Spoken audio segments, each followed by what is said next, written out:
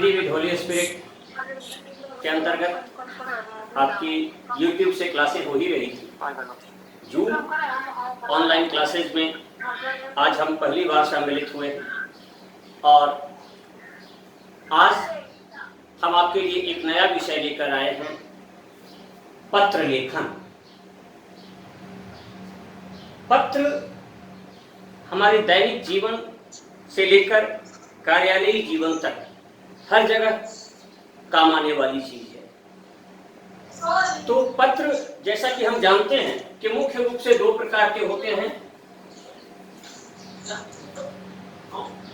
औपचारिक पत्र और अनौपचारिक पत्र।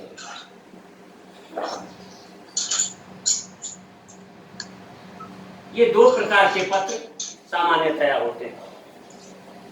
आपके सिलेबस में औपचारिक पत्रों को रखा गया है और इन औपचारिक पत्रों में,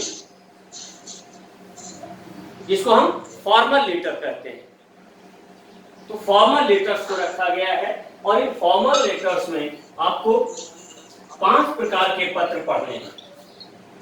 इन 5 प्रकार के पत्रों में पहला है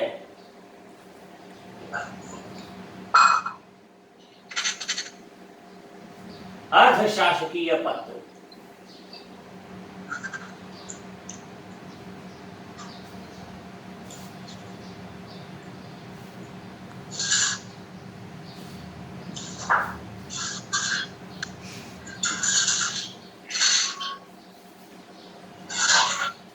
अर्थात डेमी ऑफिशियल लेटर। दूसरा है निविदा यानी टेंडर। तीसरा है विज्ञप्ति।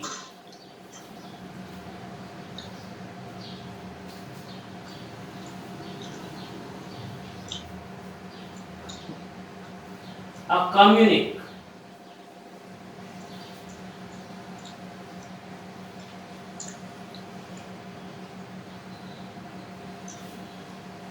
चौथा है ज्ञापन अर्थात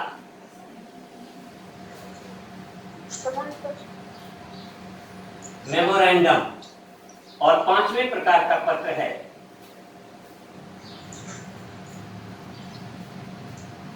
अधिसूचना, जिसको हम अंग्रेजी में बोलते हैं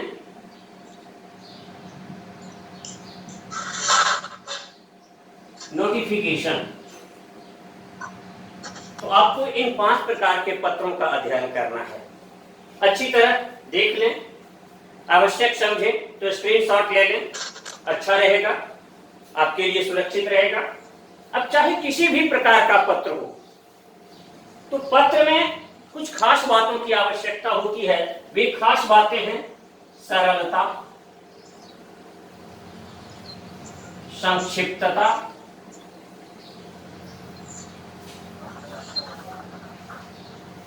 स्पष्टता,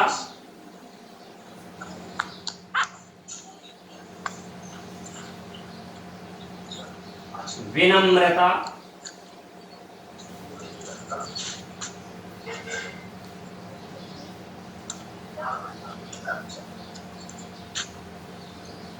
क्रमबद्धता या क्रमशीलता, दोनों आप ले सकते हैं।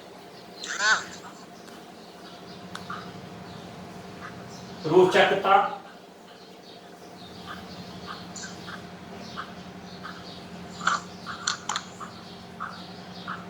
शैलीगत नवीनता,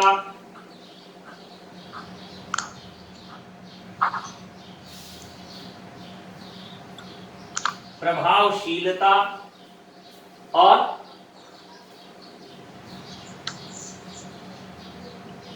विषय संबद्धता। ये गुण किसी भी पत्र में होने चाहिए। तो आपने देखा कि औपचारिक पत्रों के अंतर्गत हमें 5 प्रकार के पत्र पढ़ने हैं। अर्धशासकीय पत्र, निविदा, विज्ञप्ति, ज्ञापन और अधिसूचना। और चाहे कोई भी पत्र हो, इनमें इन पत्रों में इन गुणों का होना आवश्यक है।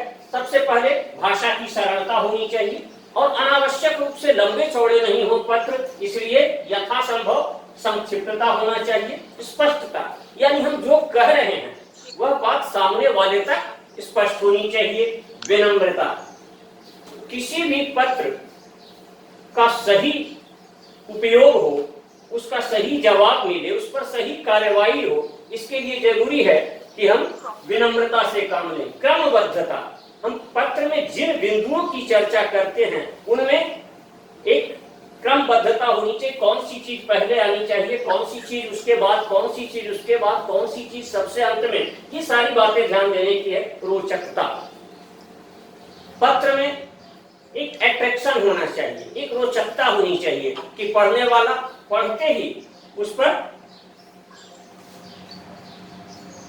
नजर डालने के लिए, उस पर गौर करने के लिए, बार बार पढ़ने के लिए मजबूर हो जाए। शैलीगत नवीनता, घिसे पिटे तौर तरीकों के बदले हम कुछ नए तरीके अपनाएं तो ज्यादा अच्छा होता है। प्रभावशीलता, ऐसे शब्दों का चयन किया जाए, ऐसी वाक्य विन्यास योजना बनाई जाए, ऐसे तरीके अपनाए जाएं कि वो पत्र प्रभावशाली हो। लेकिन इन सारी चीजों के साथ साथ विषय संबद्धता जरूरी है, क्योंकि हम जिस विषय में पत्र लिख रहे हैं, खास करके औपचारिक पत्र, औपचारिक पत्र में विषय से हमें बहकने की गुंजाइश ही नहीं होती।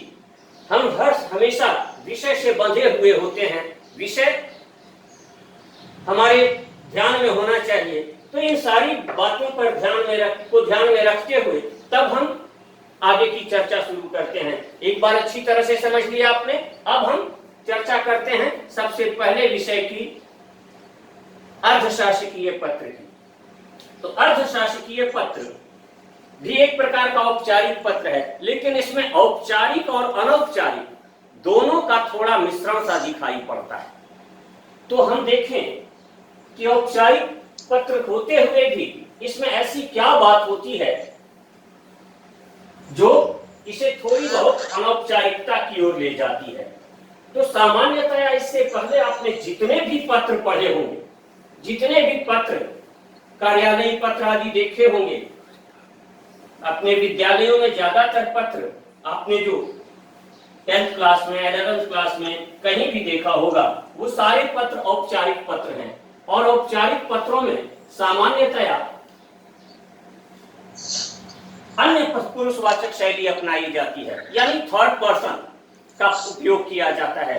प्रेषिती अर्थात प्रेषक का नाम नहीं होता है, पद नाम और कार्यालय का पता आदि होता है। लेकिन यहां इसमें थोड़ा करीबी सा दिखता है, निकटता सी दिखती है। तो दो अधिकारी होते तो ये भी कार्यालयीय पत्र हैं, पर जहां अलग अलग कार्यालयों के दो अधिकारियों के बीच थोड़ी निकटता हो, या किसी काम को हमें करवाना है सामने वाले अधिकारी से, चाहे वो हमसे वरिष्ठ हो, चाहे वो हमारा समकक्ष हो, चाहे वो हमसे कनिष्ठ हो, पर यदि हम चाहते हैं कि वह विशेष रुचि लेकर इस कार्य को करे, तो उसके लिए अर्धशासकीय पत्र अधिक कारगर होता है। और इस अर्धशासकीय पत्र में हम उत्तम पुरुषवाचक शैली का उपयोग करते हैं, जबकि सामान्य कार्यालयीय पत्रों में उत्तम पुरुषवाचक शैली का उपयोग नहीं होता है। तो हम देखें कि वीडियो चल ही नहीं रहा है। तो हम देखते हैं कि अर्धशासकीय पत्र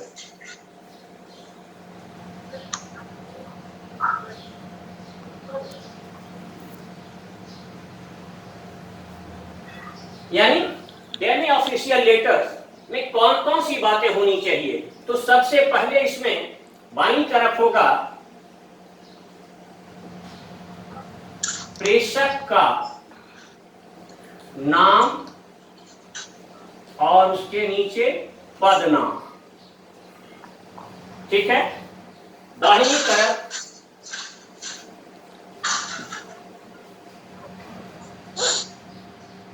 दिनांक,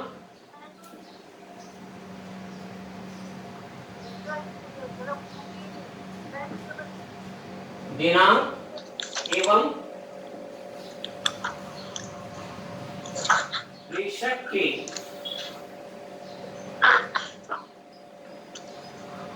कार्यालय का पता।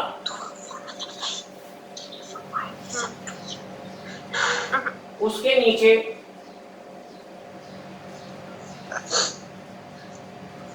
अर्धशासकीय पत्र क्रमांक।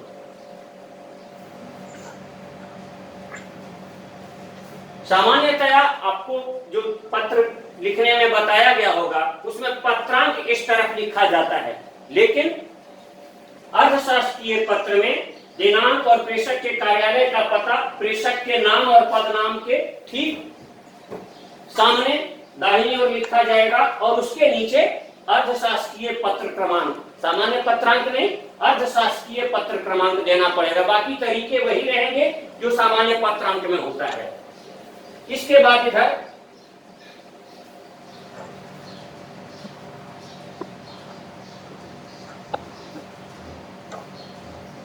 प्रेषिती का नाम,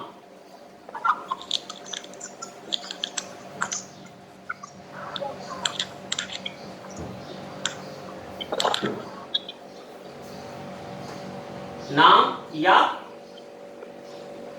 सरनाम, जिसको आप सरनेम बोलते हैं, है ना।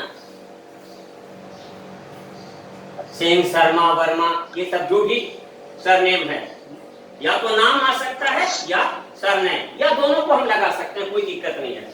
इसके बाद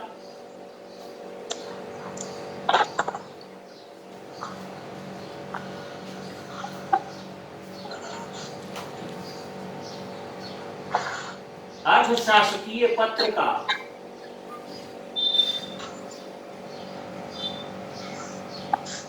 विषय, यदि आवश्यक हो तो देना है, आवश्यक नहीं हो तो चूंकि ये फॉर्मल और इनफॉर्मल दोनों का मिला जुला रूप है, इसलिए इसमें ये जरूरी नहीं है कि विषय दिया जाए। अब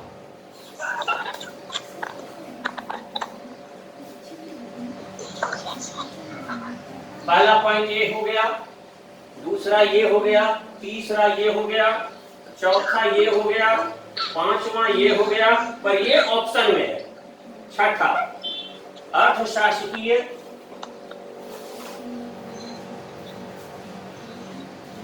पत्र का पूर्ण विवरण, यानी जो भी बातें हमें लिखना है वो सारी बातें। सातवां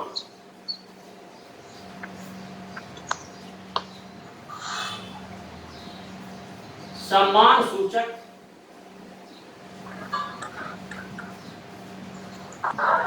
समापन वाक्य।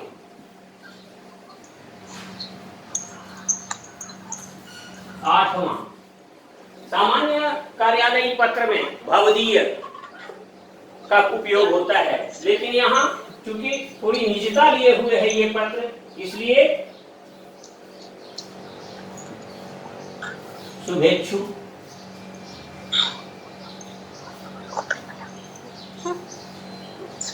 आपका, ये सब थोड़ा निजता लिए हुए।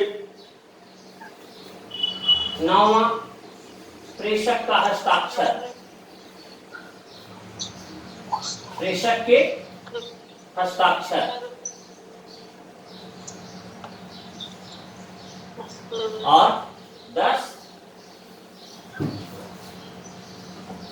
प्रेषक का नाम। ये सारी चीजें इधर होनी चाहिए। अब 11वें नंबर पर यहां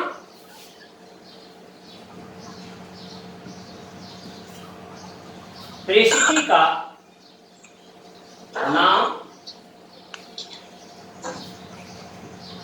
पदनाम व पता। इतनी चीजें एक अर्धशासकीय पत्र में होनी चाहिए।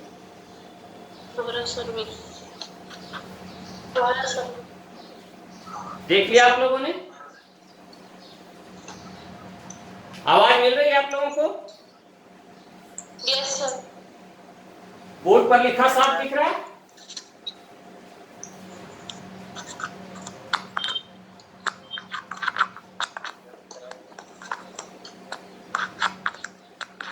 तो ये सारी चीजें आप ध्यान से देख लीजिए। इसके बाद हम आगे बढ़े।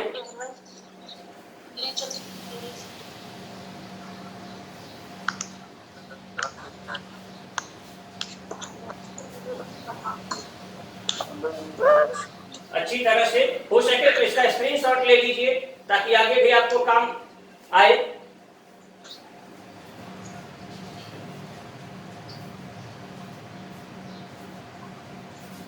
ये अगर क्लियर हो गया हो तो हम आगे बढ़ें। अब एक हम नमूना देखते हैं क्या होना चाहिए अर्थशास्त्रीय पत्र में, ये आप लोगों ने देख लिया। तो अब हम एक नमूना देखते हैं अर्थशास्त्रीय पत्र का। कर रहे हैं।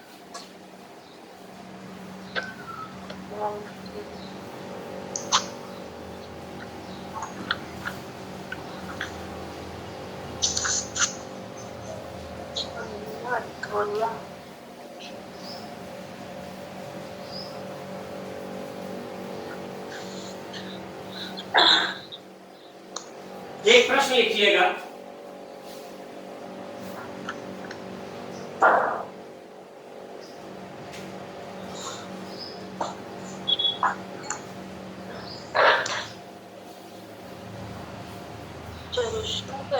निदेशक, या इस तरह से लिखिए, अविनाश गुप्ता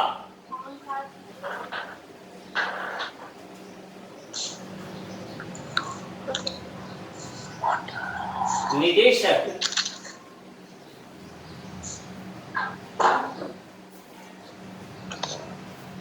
चिकित्सा एवं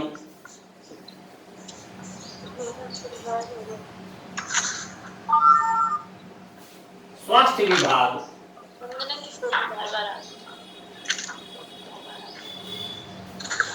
जयपुर की ओर से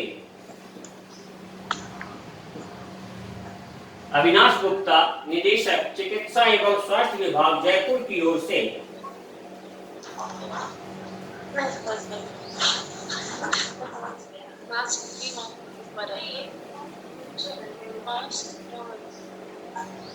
प्रकाश राज पुरोहित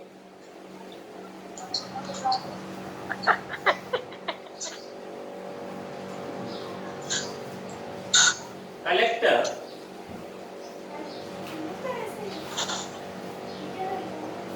जोधपुर के नाम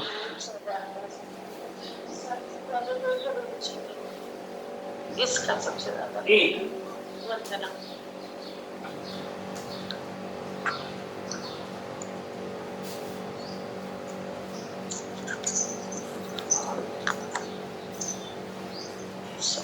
अर्धशासकीय पत्र लिखिए।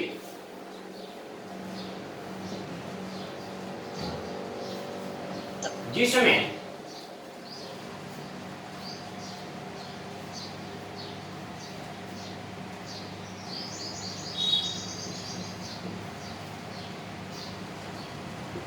वर्तमान कोरोना संकट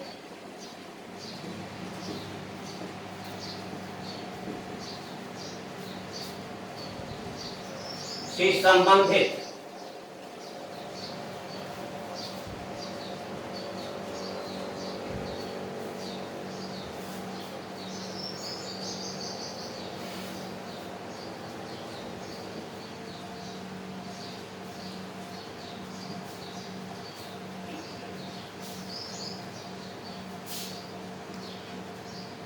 आवश्यक सामग्री रुक गया है।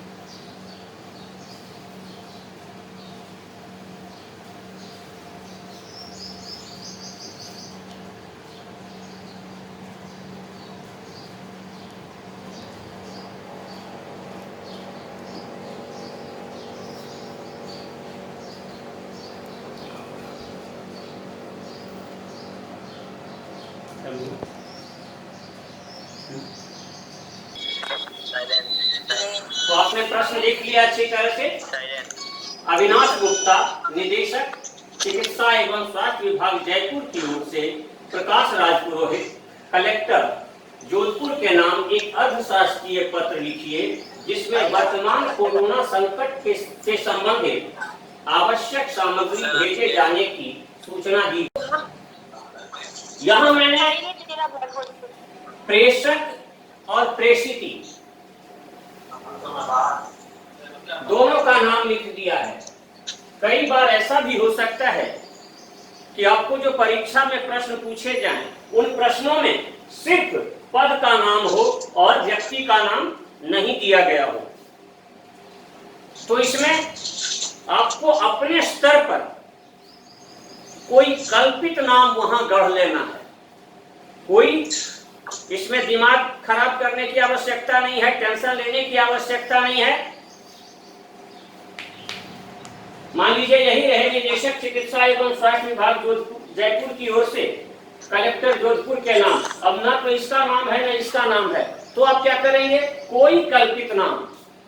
हमें बस ऐसा लगना चाहिए कि सामने वाले परीक्षक को लगना चाहिए कि सामने वाला इसके नियम को जानता है। बाकी भले ही वो नाम टैली करे नहीं करे कोई जरूरी नहीं है। तो आपने प्रश्न देख लिया अच्छी तरह से। अब हम इसी पर इस पत्र को तैयार करें।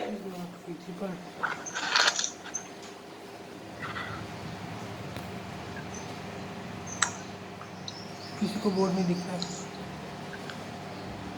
आगे बढ़ते हैं। अब इसी को हम कैसे ये पत्र तैयार होगा ये लिख के देखते हैं।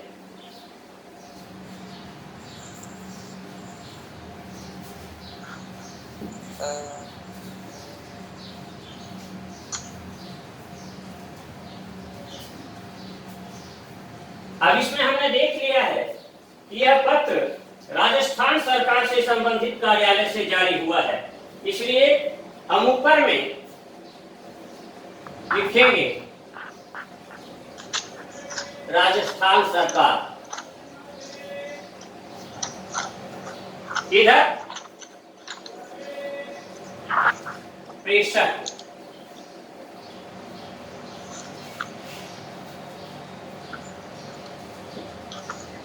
अविनाश गुप्ता,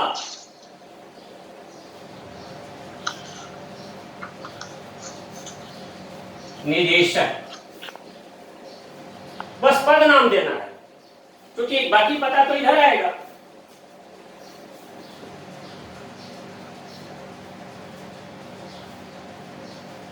जयपुर। अब जिस डेट में हम लिख रहे हैं, जैसे आज हम लिख रहे हैं तो आज का डेट डालेंगे।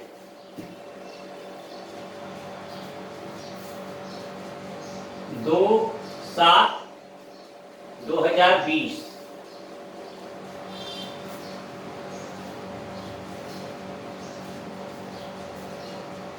कार्यालय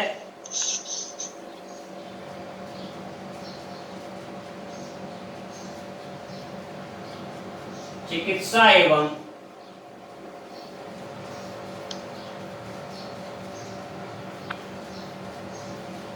स्वास्थ्य विभाग जयपुर। हम चाहें तो यहां से जयपुर हटा भी सकते हैं और इसके नीचे अर्धशासकीय पत्र क्रमांक, असाप पत्र यानी अर्धशासकीय पत्र क्रमांक।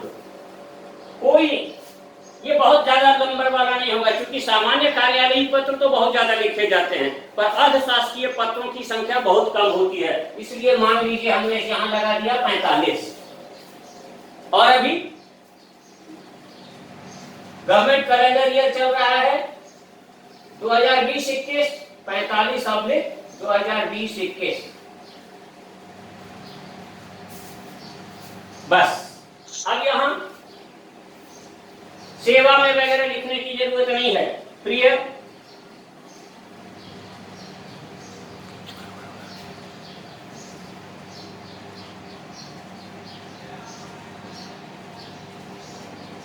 प्रकाश राज पुरोहित जी। अब इसमें हम ये भी कर सकते हैं प्रिय प्रकाश जी, या प्रिय राजपुरोहित जी, इससे भी हमारा काम चल सकता है। चाहे तो हम पूरा नाम दे दें, प्रिय प्रकाश राजपुरोहित जी नहीं भी लगाएं, लेकिन जब हम आत्मीयता पूर्वक पत्र को लिख रहे हैं तो जी लगा देना, एक सम्मान सूचक शब्द लगा देना अच्छा होता है। अब यहां पर विषय का विवरण देना जरूरी नहीं है, या अगर हम विषय देना चाहें तो एक कल्पित विषय ले लेते हैं।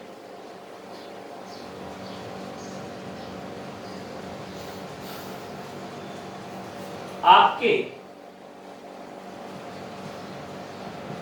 पत्र क्रमांक, आपके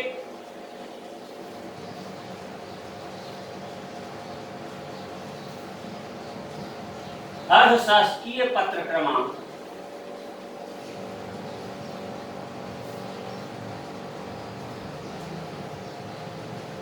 42 2020 21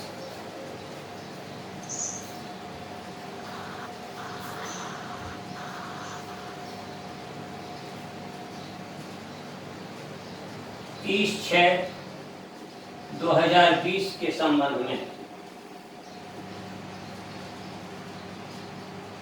या संदर्भ में जो लिखना चाहें आप लिख सकते हैं।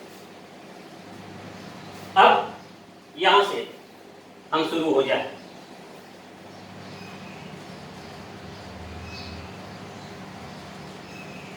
आपका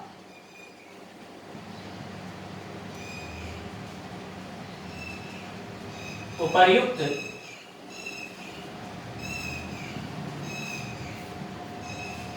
क्रमांक का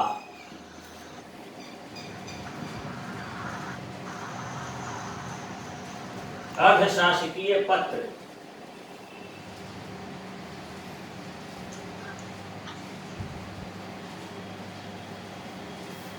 कल ही प्राप्त हुआ,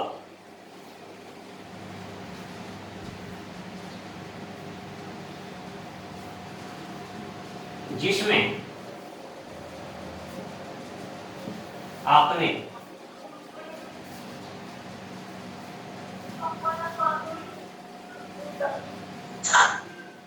जोधपुर जिले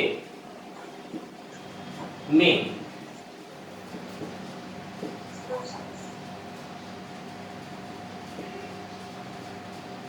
कोरोना संकट से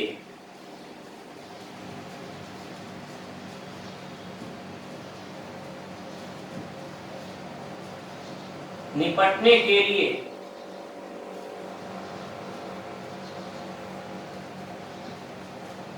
किए गए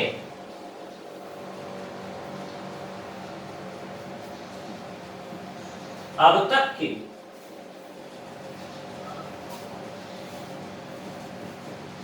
प्रयासों का आपने अगर अच्छी तरह से देख लिया हो तो मैं ऊपर का मिटा के ऊपर लिखना शुरू करूं।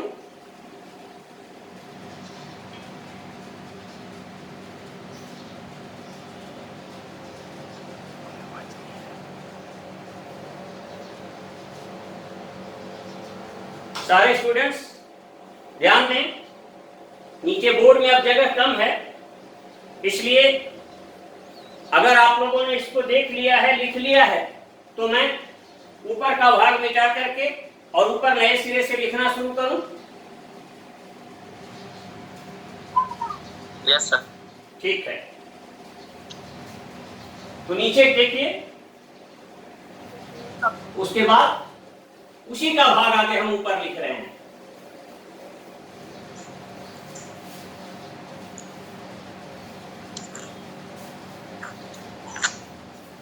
अब तक के प्रयासों का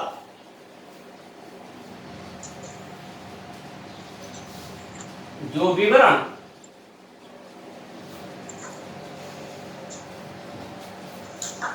प्रस्तुत किया है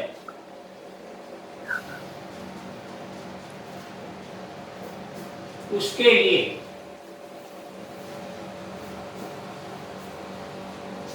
आपको एवं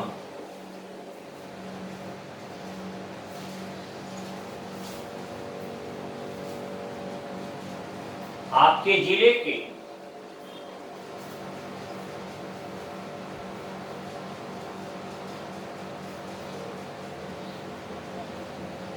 समस्त कोरोना वॉरियर्स को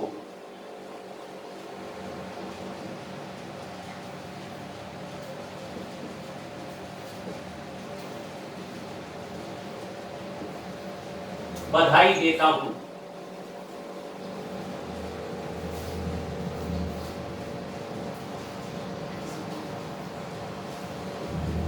आपकी ओर से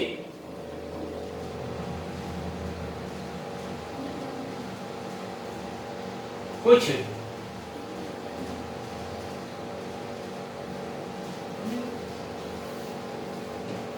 पीपीई किट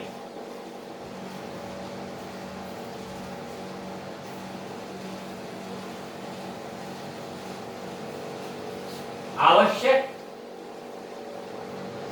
उपकरण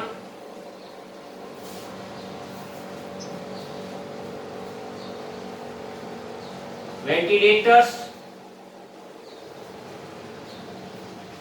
आदि की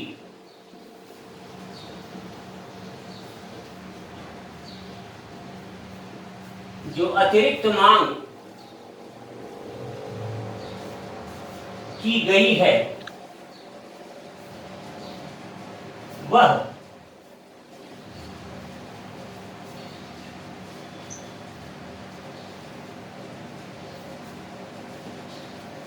जल्द ही भेज दी जाएगी।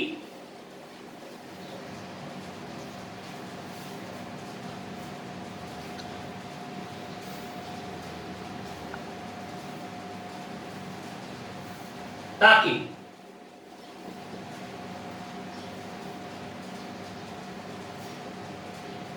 इस संकट से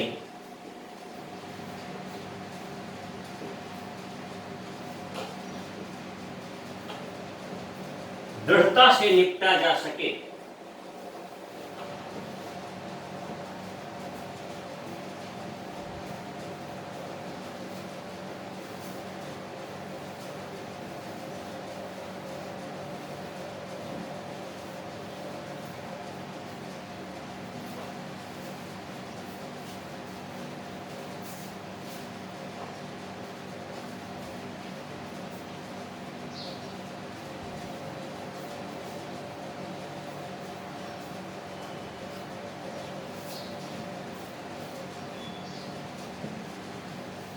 भविष्य की सफलताओं एवं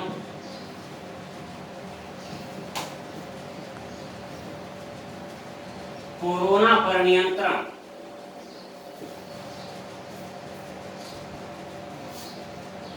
की अग्रिम शुभकामनाओं सहित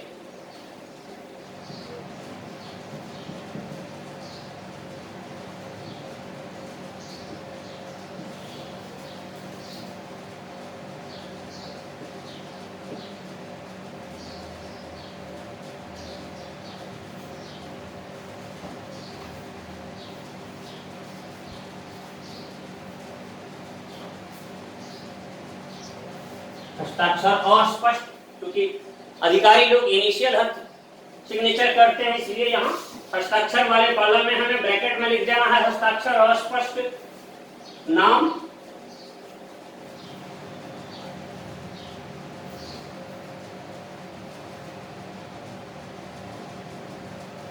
अविनाश गुप्ता, पदनाम, निदेशक,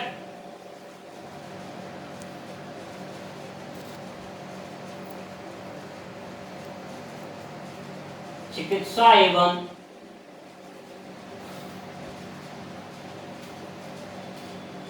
ऊपर लिखा हुआ है, वैसे नीचे थोड़ा कम जगह के कारण दिक्कत हो रही है, ऊपर लिखा हुआ है उसी को आपको यहाँ कॉपी कर देना है।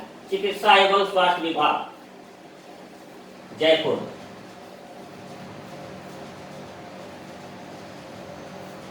इधर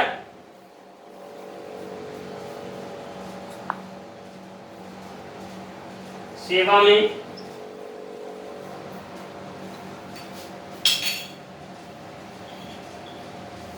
श्री प्रकाश राज पुरोहित,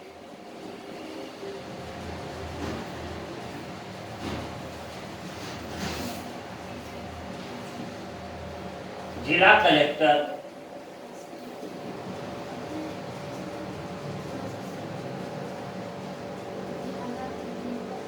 जोधपुर राजस्थान। तो इस तरह से ये अर्थशास्त्रीय पत्र तैयार हो गया आपका। कल हम आगे दूसरे टॉपिक में बढ़ेंगे। अगर किसी को कोई समस्या होगी तो कल उस पर फिर चर्चा कर सकते हैं। तब तक के लिए धन्यवाद।